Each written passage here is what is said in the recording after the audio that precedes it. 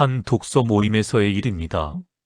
저를 포함해서 여러 사람이 둘러앉아 책 이야기를 나누고 있었는데 한 사람이 조용히 입을 열었습니다.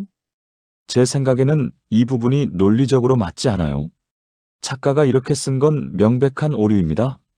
늘 마주했던 그 사람은 평소에 느끼기에 참 유식한 사람처럼 보였습니다. 본인의 생각을 잘 정리해서 말하는 차분하고 정확한 목소리였습니다. 하지만 그 순간 자리가 조용해졌고 아무도 더 이상 자기 의견을 말하지 않았습니다. 제가 볼 때 말하지 못한 쪽에 더 가까웠었죠. 그 사람은 늘 맞는 말을 했습니다. 틀린 말은 한 적이 없었죠. 모임이 끝나고 밖으로 나오는 길에서 누군가 들릴 만한 목소리로 중얼거렸습니다. 저 사람 하는 말은 맞는 말인데 듣고 있으면 왜 이렇게 기분이 안 좋지? 그런데 이상하게 저 역시도 그 사람과 함께 있으면 숨이 막히듯 늘 불편한 기분이었습니다. 왜 그랬을까요? 잘못된 말을 듣는 것도 아니고 나쁜 사람도 아닌데 말입니다. 이후 다음 독서 모임에서도 비슷한 일이 있었습니다. 누군가 그날 같이 읽은 책의 주제로 조심스럽게 자기 생각을 말했습니다. 그러자 그 사람이 또 본인의 의견을 말했습니다. 제가 생각했을 때는 작가가 의도하는 바가 다를 것 같습니다. 그 말을 듣는 순간 의견을 말했던 사람은 더 이상 할 말이 없어졌습니다. 맞는 말이니까 반박할 수도 없고 반박한다고 해서 기분이 풀릴 일도 아니었으니까요. 그저 입만 다물어지고 혼자 답답해졌습니다. 반박할 수도 없고 화를 낼 수도 없고 괜히 내가 예민한 사람처럼 느껴지는 그 기분. 아주 많은 분들이 겪는 감정입니다. 내가 이상한 건가? 내가 좀 유난스러운 건가? 이런 생각이 들기 시작하면 관계는 더 무거워집니다. 상대는 맞는 말만 했을 뿐인데 나는 왜 이렇게 힘들까 싶습니다. 그런데 말입니다. 이 숨막힘이 당신이 약해서 생긴 감정은 아닙니다. 어떤 사람은 옳은 말을 해서 사람을 지치게 하고 어떤 사람은 말이 많지 않아도 함께 있으면 편안합니다. 똑같이 말을 하는데 이 차이는 대체 어디서 오는 걸까요? 오늘은 말은 항상 옳은데 사람을 숨막히게 만드는 유형의 심리 그리고 말이 적어도 관계를 편안하게 만드는 사람의 차이를 차분히 살펴보겠습니다. 이 이야기는 누군가를 비난하려는 이야기가 아닙니다. 당신의 감각이 틀리지 않았다는 걸 확인하는 시간입니다. 파는 인생이고 패는 사람입니다. 사람을 읽는 자, 인생 타짜입니다. 구독과 좋아요, 알림 설정으로 다음 판도 함께 하세요. 먼저, 왜 옳은 말만 하는 사람과 있으면 우리가 지치게 되는지부터 하나씩 보겠습니다. 첫 번째, 정답이 먼저인 사람. 동네 복지관서의 동아리 모임이 끝난 후였습니다. 63세 최경희 씨는 복도 벤치에 앉아 같은 동아리의 윤혜자 씨와 이야기를 나누고 있었습니다. 요즘 경혜 씨는 며느리와의 관계 때문에 마음이 무거웠습니다. 혜자야, 우리 며느리가 아이를 어린이집에 보내지 않고 집에서만 키운다네. 내가 걱정돼서 말을 좀 했더니 서운해하더라고. 경혜 씨가 조심스럽게 말을 꺼냈습니다. 그런데 혜자 씨의 반응은 빨랐습니다. 그건 너가 잘못한 걸 수도 있어. 요즘 엄마들은 그런 말 들으면 간섭이라고 생각하더라고. 며느리한테는 그냥 아무 말도 안 하는 게 제일 좋아. 그래도 아이가 어린이집 가서 친구들도 만나야 좋을 텐데. 아니야, 그냥 내버려둬. 내가 봤을 때는 너가 너무 신경 쓰는 거야. 경희 씨는 입을 다물었습니다. 혜자 씨 말이 틀린 건 아니었습니다. 하지만 경희 씨가 원했던 건 해결책이 아니었습니다. 그저 자신의 답답한 마음을 누군가 들어줬으면 했을 뿐이었습니다. 그런데 대화는 이미 끝나버렸고 경희 씨는 오히려 더 답답해졌습니다. 미국의 심리학자 칼 로저스는 인지, 우월감이라는 개념을 연구했습니다. 이는 자신이 상대보다 더 잘 알고 있다고 느끼는 심리 상태를 말합니다. 이런 성향이 강한 사람은 상대의 이야기를 끝까지 듣기 전에 이미 해결책을 떠올립니다. 그래서 공감보다 해결을 먼저 제시하게 됩니다. 늘 정답부터 말하는 사람은 틀린 말을 하지 않습니다. 실제로 그 말이 맞을 때가 많습니다. 그런데 문제는 상대의 감정을 건너뛴다는 겁니다. 고민을 털어놓는 사람은 답을 구하는 게 아니라 자신의 마음을 알아주길 바라는 경우가 많습니다. 하지만 정답부터 말하는 사람은 그 과정을 생략합니다. 이렇게 하면 되라는 말로 대화를 끝내버립니다. 독일의 철학자 마르틴 부버는 이렇게 말했습니다. 이해받지 못한 정답은 사람을 고립시킨다. 아무리 옳은 말이라도 그 말을 듣는 사람의 마음이 먼저 받아들여지지 않으면 그건 위로가 아니라 단절이 됩니다. 그래서 옳은 말인데도 마음은 다칩니다. 상대는 친절하게 답을 줬다고 생각하지만 듣는 사람은 자신의 감정이 무시당한 것처럼 느낍니다. 그래서 다음부터는 고민을 꺼내기가 조심스러워집니다. 어차피 정답만 들을 거라는 걸 알기 때문입니다. 정답이 빠를수록 관계는 늦어질 수 있습니다. 답을 찾는 것보다 마음을 나누는 게 먼저입니다. 두 번째, 논리가 전부인 사람. 늦가을 동네 공원 산책로를 걷고 있던 67세 이정수 씨는 오랜 친구 박철호 씨를 만났습니다. 둘은 벤치에 앉아 근황을 나누기 시작했습니다. 정수 씨는 최근 자녀와 갈등이 있었던 이야기를 꺼냈습니다. 철호야, 요즘 아들이 직장을 그만둔다고 얘기를 하길래 내가 그러지 말라고 말렸거든. 근데 이 녀석이 버럭 화를 내더라고. 참 속상하더라. 정수야, 그게 왜 속상해? 이제 아들도 어른인데. 본인이 알아서 할 일이잖아. 그래도 부모 입장에서는 걱정이 될 수밖에 없잖아. 걱정된다고 해서 막을 수 있는 것도 아니고. 아들이 너한테 화를 내는 건 오죽해서 그런 거겠어. 굳이 기분 상할 일은 아닌 거지. 논리적으로 생각해봐. 철호 씨는 차분하게 말했습니다.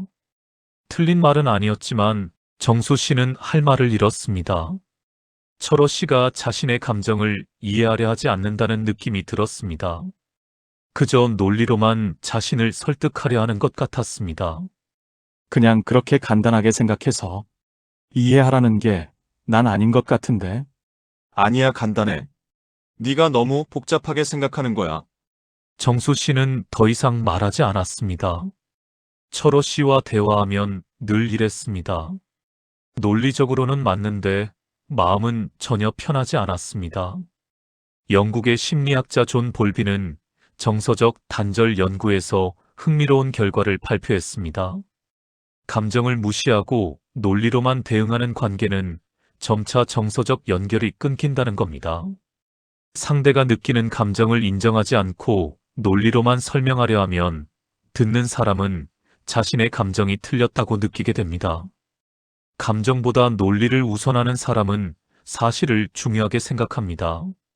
사실이 이러한데 왜 그렇게 느끼느냐고 묻습니다. 하지만 사람의 마음은 사실만으로 움직이지 않습니다. 감정은 논리로 설명되지 않는 영역이 있습니다. 그런데 이 사람은 그걸 인정하지 않습니다. 기분 상할 이유가 없다는 말로 상대의 감정 자체를 부정합니다. 프랑스의 철학자 블레즈 파스칼은 말했습니다. 논리는 마음을 설명하지만 치유하지는 못한다. 논리는 옳고 그름을 가릴 수 있지만 사람의 상처를 어루만지지는 못합니다. 이 논리는 사람을 설득하지만 관계를 붙잡지는 못합니다. 상대는 점점 말이 줄어듭니다. 어차피 논리로 반박당할 걸 알기 때문입니다.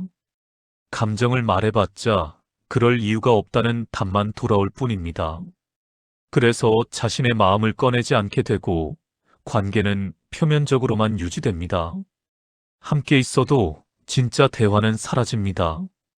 감정 없는 오름은 차갑게 느껴집니다.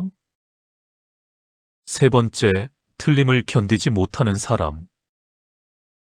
동네 문화센터 탁구 동호회가 끝나고 휴게실에서 차를 마시던 중이었습니다. 65세 강민수 씨는 동호회 회원인 김영호 씨와 함께 앉아 이야기를 나누고 있었습니다. 최근 뉴스에 나온 정치 이슈에 대한 대화가 오가고 있었습니다. 영호 씨, 저는 이번 정책이 좀 아쉬운 것 같아요. 좀 더 신중하게 접근해야 맞지 않을까요? 아니에요. 그건 잘못 알고 계신 거예요. 사실은 현재의 정책이 오히려 늦은 거예요. 이젠 망설일 필요가 없습니다. 영호 씨는 자신의 견해를 조목조목 설명하기 시작했습니다. 민수 씨가 중간에 다른 의견을 말하려 하면 영호 씨는 즉시 끊고 정정했습니다. 그게 아니라 정확히 말하면 그 전에 틀렸던 게 이제서야 바로 잡힌 거예요.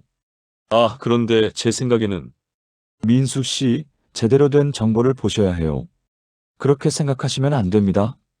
민수 씨는 점점 말을 줄였습니다. 영호 씨는 사소한 의견 차이도 그냥 넘어가지 못했습니다. 항상 정확하게 바로잡으려 했고 자신이 옳다는 걸 증명하려 했습니다. 민수 씨는 피곤해졌습니다. 그저 가벼운 대화를 나누고 싶었을 뿐인데 매번 설득당하는 기분이 들었습니다. 그냥 이만 이야기하죠. 왜요? 중요한 문제인데 제대로 알아야죠. 민수 씨는 더 이상 대답하지 않았습니다. 미국 심리학자 토머스 그린버그는 완벽주의 성향과 관계 긴장도를 연구했습니다. 완벽주의 성향이 강한 사람은 작은 틀림도 수정하려는 욕구가 강하다고 합니다. 이들은 정확성을 중요하게 여기지만 그 과정에서 상대방에게 긴장감을 줍니다. 틀림을 용납하지 않는 사람은 옳음을 지키려 합니다. 하지만 그 옳음은 안전이 아니라 통제입니다. 상대의 생각이 조금이라도 다르면 바로 잡으려 합니다. 대화가 편안한 교류가 아니라 정확성을 다투는 자리가 됩니다. 상대는 말 한마디 할 때마다 조심스러워집니다. 틀릴까봐, 정정당할까봐 긴장하게 됩니다.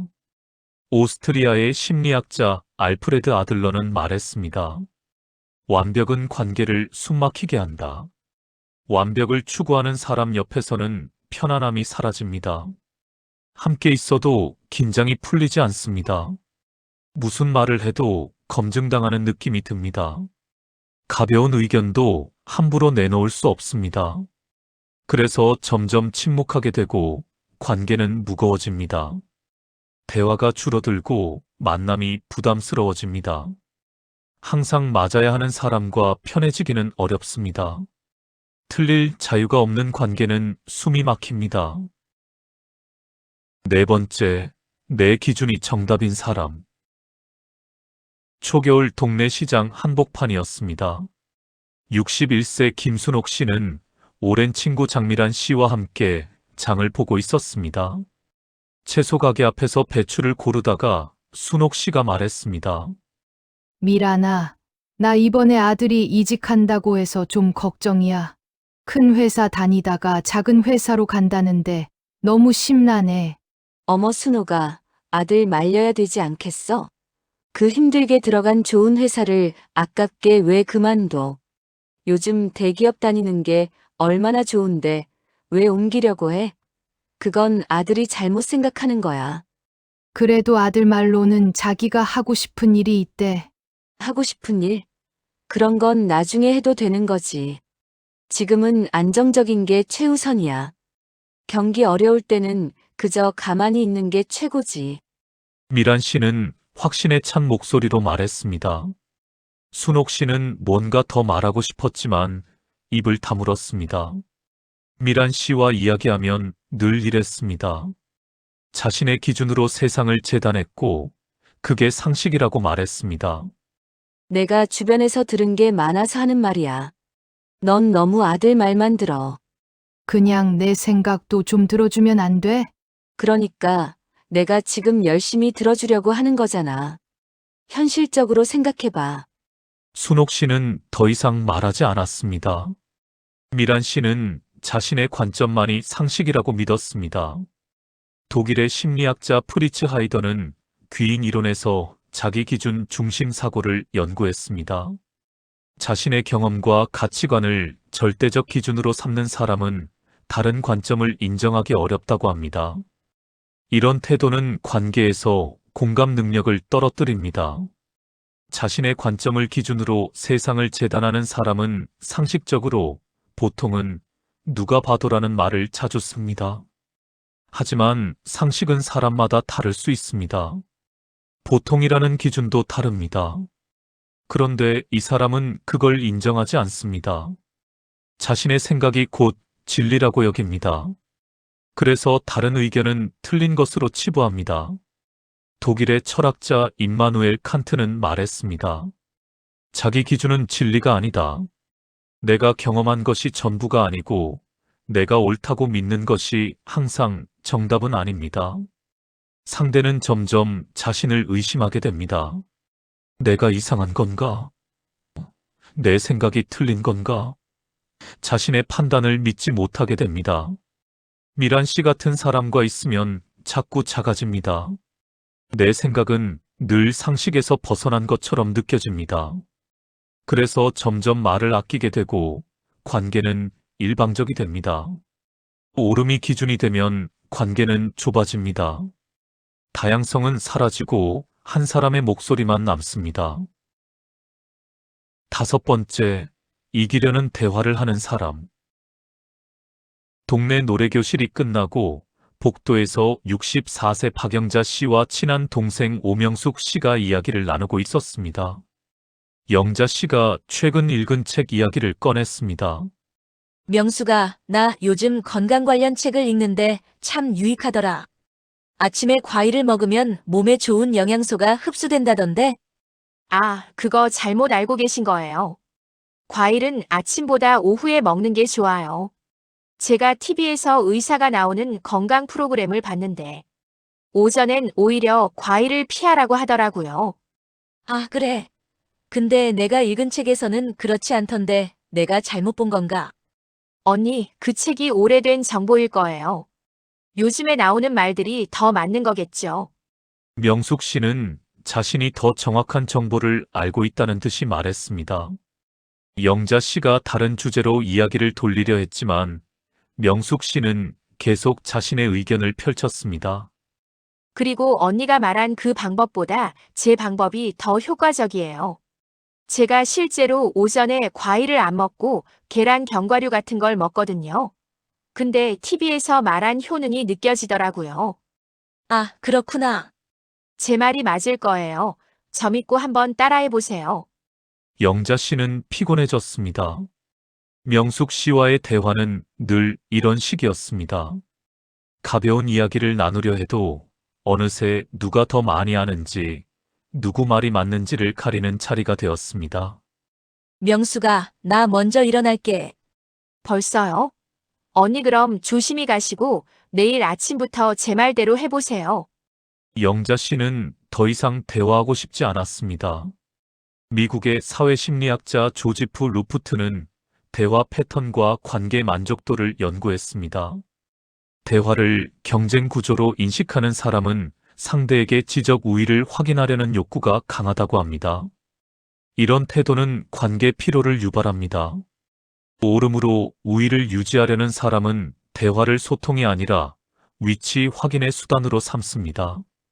자신이 더 많이 알고 더 정확하고 더 옳다는 걸 증명하려 합니다. 그래서 상대의 말에 그게 아니라 제 말이 맞아요라는 표현을 자주 씁니다. 대화가 나눔이 아니라 겨루기가 됩니다. 독일의 철학자 한나 아렌트는 말했습니다. 지배하려는 오름은 관계를 망친다. 대화는 이기는 게임이 아닙니다.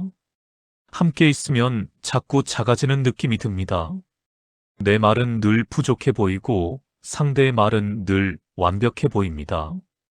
그래서 점점 자신감을 잃게 됩니다. 말하기가 두려워지고 만남이 부담스러워집니다. 대화할 때마다 진 것 같은 기분이 듭니다. 이런 관계에서 숨막힘은 당연합니다. 그건 당신 탓이 아닙니다. 이기려는 대화는 결국 관계를 지게 만듭니다. 여기까지 우리는 말은 항상 옳은데 옆에 있으면 숨 막히는 사람들의 모습을 살펴봤습니다. 그들은 틀린 말을 하지 않았습니다. 논리적으로 맞았고 정확했고 상식적이었습니다. 그런데도 함께 있으면 힘들었습니다. 왜냐하면 그들의 옳음 뒤에는 상대의 감정을 건너뛰는 태도, 논리로 감정을 무시하는 태도, 틀림을 용납하지 않는 완벽주의, 자기 기준을 정답으로 삼는 독선, 우위를 확인하려는 경쟁심이 숨어 있었기 때문입니다. 여기까지 들으시면 이런 생각이 들 수 있습니다. 그럼 말 잘 안 하는 사람이 더 낫다는 건가? 그건 아닙니다. 중요한 건 말의 양이 아니라 태도입니다. 옳은 말을 많이 해도 사람을 지치게 할 수 있고, 말이 적어도 관계를 편안하게 만들 수 있습니다. 이제부터는 옳은 말을 하지 않아도 함께 있으면 마음이 편해지는 다른 유형의 사람을 보겠습니다. 이들은 정답을 말을 하지 않고요. 논리로 설득하지도 않습니다. 하지만 함께 있으면 숨이 트입니다. 그 차이가 무엇인지 하나씩 살펴보겠습니다. 첫 번째, 마음을 먼저 보는 사람. 봄날 동네 공원 산책로 벤치에 62세 한 명의 씨와 친구 송현주 씨가 나란히 앉아 있었습니다. 명희 씨는 요즘 딸과의 갈등 때문에 속이 상했습니다. 현주야, 어제 우리 딸이 나한테 너무 속상하게 말을 하더라. 엄마는 내 인생에 너무 간섭한다고 하더라고. 내가 그렇게까지 했나 싶어서 어찌나 속이 상하던지. 명희 씨의 목소리가 떨렸습니다. 현주 씨는 바로 답을 주지 않았습니다. 잠시 침묵이 흘렀고 현주 씨가 조용히 말했습니다. 많이 속상하겠다. 응, 정말 속상해. 딸도 그렇게 느꼈을 수 있지만 엄마 맘을 좀 알아줘야지. 엄마 입장에서는 걱정돼서 한 말인데 그렇게 들으면 나라도 서운하겠어. 현주 씨는 해결책을 주지 않았습니다. 누가 옳고 그른지 판단하지도 않았습니다. 그저 명희 씨의 마음을 받아줬습니다. 명희 씨는 눈물이 났습니다. 그런데 그 눈물은 슬픔이 아니라 위로받는 눈물이었습니다. 고마워, 현주야. 네가 내 마음 알아줘서. 당연하지. 힘들었겠다. 명희 씨는 마음이 한결 가벼워졌습니다. 현주 씨는 정답을 주지 않았지만 명희 씨의 공감에 위로를 받았습니다. 미국의 심리학자 칼 로저스는 무조건적 긍정적 존중이라는 개념을 제시했습니다. 상대의 감정을 있는 그대로 받아주는 것만으로도 치유 효과가 있다고 합니다. 감정 수용은 관계 안정감을 높입니다. 감정을 먼저 받아주는 사람은 답을 주지 않고 그럴 수 있지라고 말합니다. 이 사람은 해결보다 사람을 먼저 봅니다. 상대가 무엇을 느끼는지, 지금 어떤 상태인지를 먼저 확인합니다. 옳고 그름을 따지기 전에 마음을 들여다봅니다. 그래서 상대는 안전함을 느낍니다. 판단받지 않는다는 것, 있는 그대로 받아들여진다는 것만으로도 큰 위로가 됩니다. 네덜란드의 철학자 바리흐 스피노자는 말했습니다. 공감은 이해 이전의 존중이다. 이해하려고 애쓰기 전에 먼저 그 사람의 감정을 존중하는 것이 공감의 시작입니다. 그래서 말이 적어도 편한 것입니다. 긴 설명이 없어도 해결책이 없어도 함께 있는 것만으로 위로가 됩니다. 상대는 자신의 감정이 틀리지 않았다는 걸 확인받습니다. 그래서 다음에도 마음을 꺼낼 수 있습니다. 관계는 깊어지고 신뢰는 쌓입니다. 편안함은 정답에서 오지 않습니다. 있는 그대로 받아들여질 때 오는 겁니다. 두 번째, 조용히 지켜보는 사람. 초여름 동네 도서관 휴게실에서 66세 김태영 씨와 독서 모임 회원인 이상훈 씨가 차를 마시고 있었습니다. 태영 씨는 요즘 건강 문제로 고민이 많았습니다.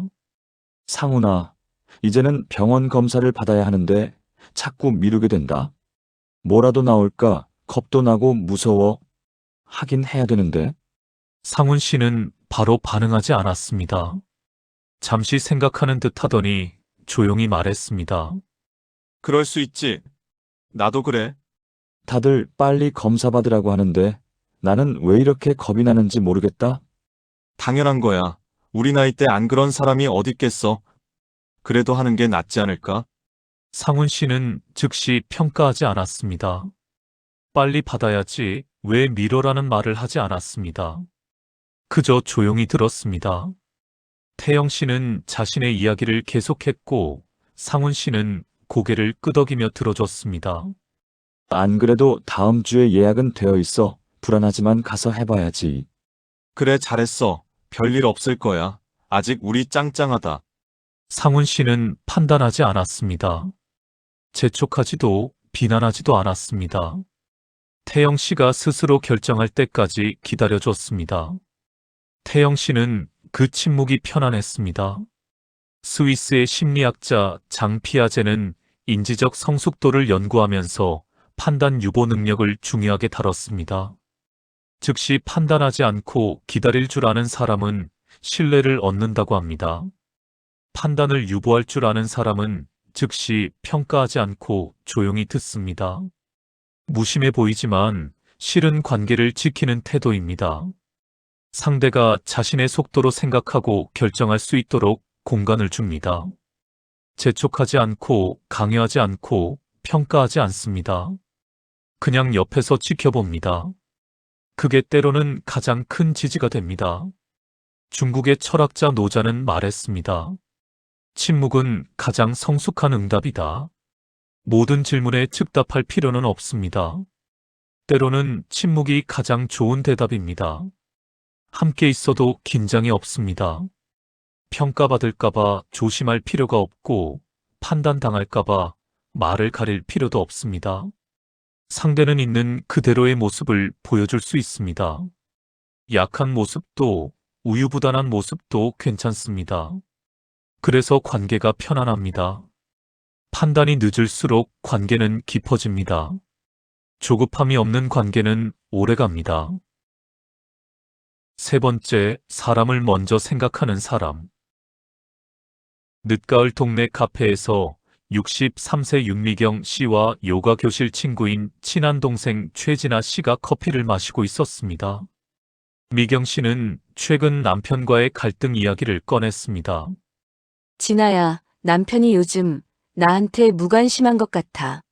내가 말을 걸어도 대답을 잘 안 해. 어머, 왜 그럴까? 뭔가 일이 있나 보다. 형부 원래 그런 사람 아니었잖아. 응, 내가 뭘 잘못한 건지 도통 모르겠어. 진아 씨는 잠시 생각하다가 조심스럽게 말했습니다. 미경 언니, 형부 요즘 회사 일이 바쁜 거 아니야? 응, 바쁘긴 한 것 같아. 퇴근 시간도 요즘 부쩍 늦어지기도 하고. 그럼 피곤하실 수도 있겠지.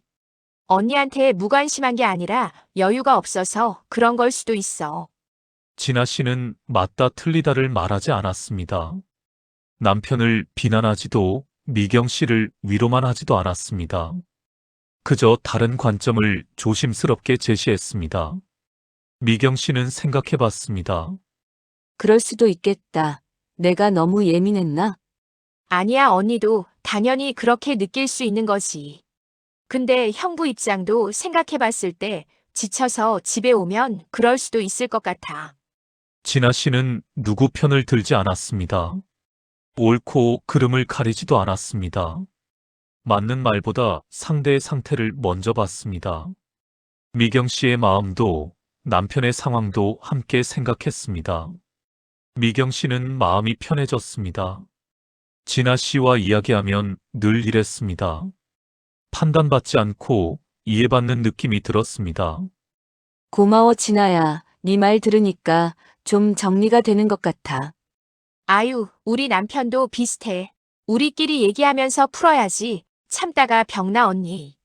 미경 씨는 다음에도 진아 씨에게 이야기하고 싶어졌습니다. 미국의 심리학자 데니얼 골먼은 감성지능 연구에서 관계 중심 사고를 강조했습니다. 옳고 그름보다 사람 간의 관계를 우선하는 태도는 정서적 안정도를 높인다고 합니다. 옳음보다 관계를 우선하는 사람은 맞는 말보다 상대의 상태를 먼저 봅니다. 이 무심함은 방관이 아니라 선택입니다. 판단보다 이해를, 설득보다 공감을, 정답보다 사람을 선택하는 겁니다. 그래서 상대는 안심합니다. 틀려도 괜찮고 약해도 괜찮습니다. 완벽하지 않아도 받아들여진다는 걸 압니다. 중국의 철학자 공자는 말했습니다. 지혜는 옳음보다 사람을 살핀다. 진짜 지혜는 누가 맞는지 가리는 게 아니라 사람을 먼저 돌보는 겁니다. 그래서 오래 함께해도 편합니다. 이기고 질 필요가 없고 증명할 필요도 없습니다. 그냥 함께 있으면 됩니다. 관계가 경쟁이 아니라 쉼이 됩니다. 부담 없이 만나고 편하게 이야기하고 자연스럽게 헤어집니다. 그리고 다음에 또 만나고 싶어집니다. 좋은 관계는 항상 옳을 필요가 없습니다. 때로는 틀려도 괜찮고 완벽하지 않아도 괜찮습니다. 그게 진짜 편안함입니다. 오늘 우리는 두 가지 유형의 사람을 살펴봤습니다. 첫 번째는 말은 항상 옳은데 옆에 있으면 숨 막히는 사람들이었습니다. 늘 정답부터 말하는 사람, 감정보다 논리를 우선하는 사람, 틀림을 용납하지 않는 사람, 자신의 관점을 기준으로 세상을 재단하는 사람, 옳음으로 우위를 유지하려는 사람. 이들의 공통점은 말은 맞는데 사람을 지나쳤다는 겁니다. 정답을 주려 했지만 마음을 놓쳤고, 논리로 설득하려 했지만 감정을 무시했고, 옳음을 지키려 했지만 관계를 잃었습니다. 두 번째는 말은 많지 않은데 함께 있으면 마음이 편해지는 사람들이었습니다. 감정을 먼저 받아주는 사람, 판단을 유보할 줄 아는 사람, 옳음보다 관계를 우선하는 사람. 이들의 공통점은 사람을 먼저 봤다는 겁니다. 정답을 주지 않아도 위로가 됐고, 말이 적어도 신뢰가 쌓였고, 판단하지 않아도 관계가 깊어졌습니다. 결국 관계를 힘들게 하는 건 틀린 말이 아니라 사람을 지나친 말입니다. 관계를 편하게 만드는 건 많은 말이 아니라 사람을 먼저 본 태도입니다. 나이가 들수록 우리는 깨닫게 됩니다. 누가 더 옳은지보다 누구와 함께 있을 때 내가 편한지가 더 중요하다는 걸요. 이제는 누가 맞는지보다 누구와 함께 있을 때 내가 편한지를 보셔도 됩니다. 정답을 주는 사람보다 마음을 받아주는 사람을 가까이 하십시오. 논리로 설득하는 사람보다 감정을 인정하는 사람을 기억하십시오. 옳음을 증명하는 사람보다 관계를 지키는 사람과 오래 가십시오. 관계는 이기는 사람이 아니라 숨 쉴 수 있는 사람이 곁에 남습니다. 그게 나이 들어 깨닫는 관계의 진실입니다. 이기는 사람보다 판을 흐리지 않는 사람이 진짜 고수입니다. 이런 기술들이 도움되셨다면 구독과 좋아요로 함께 해주세요. 인생타짜였습니다.